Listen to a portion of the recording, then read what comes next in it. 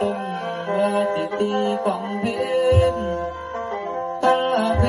นตึงว่าสิตีเขาบ้องยาผู้บ่ต้องจั่วน้อยกะบ่จันว่าสิจุกกะตกตังว่าสิบังกะตกง่ายถ้าเขาผัดอุ่นมาซื่นดื้อ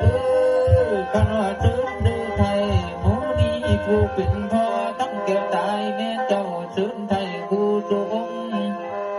กับทั้งไทยสวนท่าผู้เป็นใหญ่ทั้งคำใสคำทองซื่นเจ้าให้ด่วนมา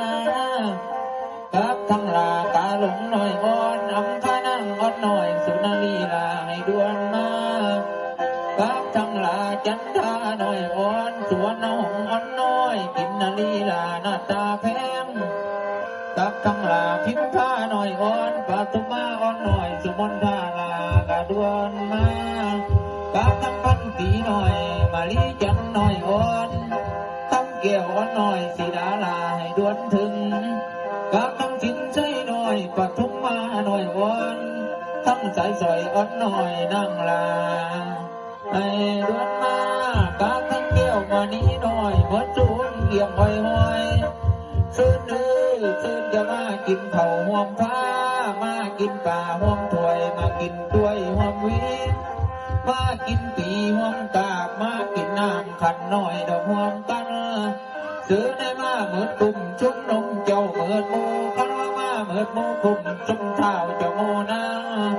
ซื้อจะมากินเผาโภชนาอาหารมีทั้งหวานและข้าวผู้ส่วนมนทอง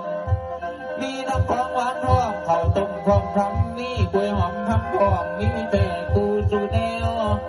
ปาทุมาสายสอยเพิ่นได้แต่งผ้าเข้าไว้ยานแมงมีผินกายเพิ่นได้แต่งผ้าอายยานแมงวันมาตอบหาผู้สิจำคำเขากะบ่มีซึ่งจะมาเสวยเขาโภชนาอาหารมีทั้งหวานและข้าวกูสูแนวมนพรกินสะดือหรือเขากินสาให้มันอิ่มกินหมูนั่นหมูนี่สาแล้วจะป่วยเมื่อท่านจะมาหอดแล้วเสวยเขาว่าหอมตา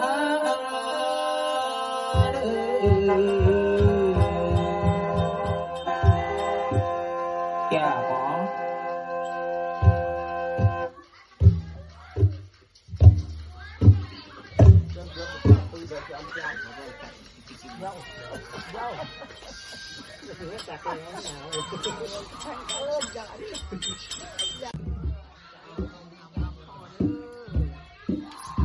นิมนต์จับต่อกันดื้อ